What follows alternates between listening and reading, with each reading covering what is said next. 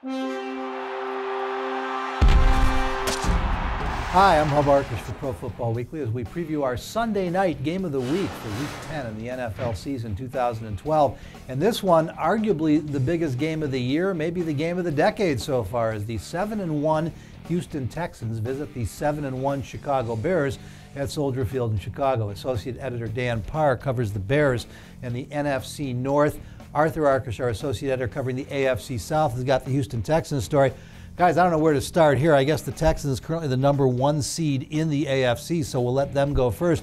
They're going on the road. The last big matchup they had like this was their first ever Sunday night game on network TV, and they kind of messed the bed at home against the Green Bay Packers. Why will it be different this time? Well, I think that they've learned a lot since then. They, of course, recovered after that disappointment on Sunday Night Football to just blow the doors off the Ravens. Had the bye week after that and then handled the Bills. So I think they've come a long way since then. But there's no question this is a huge test for them. This is the first time that they have been underdogs this season. So it's going to be interesting to find out how much they have progressed over the past month and if they can do better against another NFC North foe that figures to be a major player in the postseason. Well, and very interesting, Dan, that the Bears only lost. They got spanked by the same team, the Green Bay Packers, and so maybe that's an equalizer. But also, all year long, fans around the country, even in Chicago, waiting to find out if the Bears are for real. This is the first good team they've played besides the Packers. That's right. You go back to, week 4 or week 3.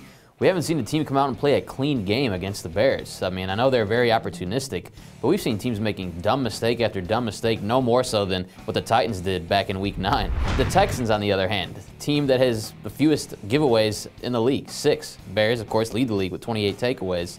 Going to be interesting to see if the Texans can keep up their efficient ways against the defense that is always looking to get the ball away and has done such an extraordinary job of it so far this season. And Arthur, for all the talk about the Bears defense, and all of it deserve it. I mean, they're the best defense in the NFL right now.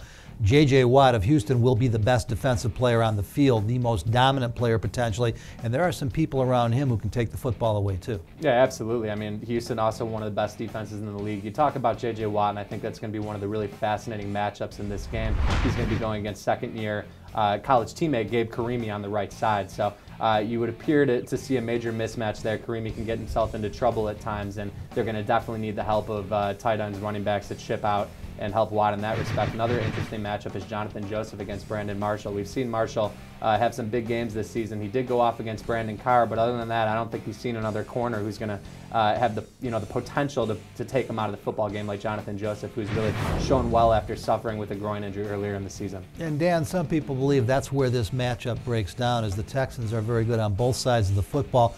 Bears have got plenty of star power, and Brandon Marshall and Matt Forte, and some people think Jay Cutler is a star. He's got that kind of ability. I'm not sure he's earned the title. And yet the Bears' offense has been poor. So, I mean, there's really no other word for it. Yeah, they've had really slow starts, sometimes good starts, coming back with very bad second and third quarters before turning things on in the fourth quarter. Nobody's been better in the fourth quarter than Jay Cutler this season, but you can't come out against a team like the Texans and have a bad 2 or 3 quarters and hope to just catch up at the end. That's not going to work this time, and I also don't think you can just come out and throw the ball all day against the Texans. The best run defense in the league. What is Matt Forte and Michael Bush? How much space do they have to run through against a team that has not given up a rushing touchdown so far this season? If Jay Cutler is in predictable third and long situations all day long, you're going to be seeing a lot of J.J. Watt right on top of him. Well, and Dan, here's the big question. It's not just J.J. Watt. It's Brooks Reed, it's Connor Barwin, it's Antonio Smith. The Bears have struggled mightily against poor pass-rushing teams. Now they're going to see one of the best. Absolutely, and you wonder if Mike Tice has learned from that Packers game back in week 2. Didn't game plan, he said, for Clay Matthews, and of course he went off all evening long against the Bears. Against J.J. Watt and some of those other players you mentioned, he cannot make the same mistake. Arthur mentioned it. Have to be getting Jamarcus Webb and Gabe Carimi plenty of help. Otherwise, in one-on-one matchups, I just don't like either one of the Bears tackles in this game. And Arthur, I think most people would agree when you talk about their careers that along with Adrian Peterson, Arian Foster is one of the 2 best running backs in football. He hasn't seen anything like this Bears defense. Foster, of course, has been terrific for that Texans offense all season, and really he is the lifeblood of that offense. Gary Kubiak wants to run the football and then run it some more. But if they do get into trouble, of course, Matt Schaub's going to have to be able to make some plays for them and have a little bit of balance as they like as well. All right, guys, it's prediction time. Normally I come into these with some sense of where to go, but I am really puzzled by this one. Arthur, we'll let you go first. You cover the Texans. What do you think? I'm puzzled as well, but I'll tell you, I can't seem to get that Packers embarrassment out of my head, and I just think the Texans Texans going on the road in such a seemingly even matchup because they're the road team. I think the Bears are going to end up on top. I think it's going to be a low-scoring defensive struggle, but I like the Bears in a close one. I think it's fair to say we're all torn here, but I'm going to go with the Bears as well at home. I think they eke one out.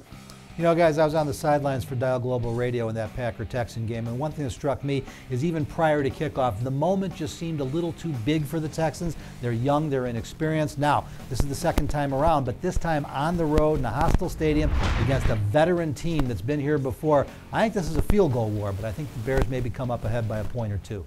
That'll do it for our Sunday night preview. For all the best in news, notes, analysis, and all the news, scoops, and rumors before they happen, make sure you stay dialed up at ProFootballWeekly.com.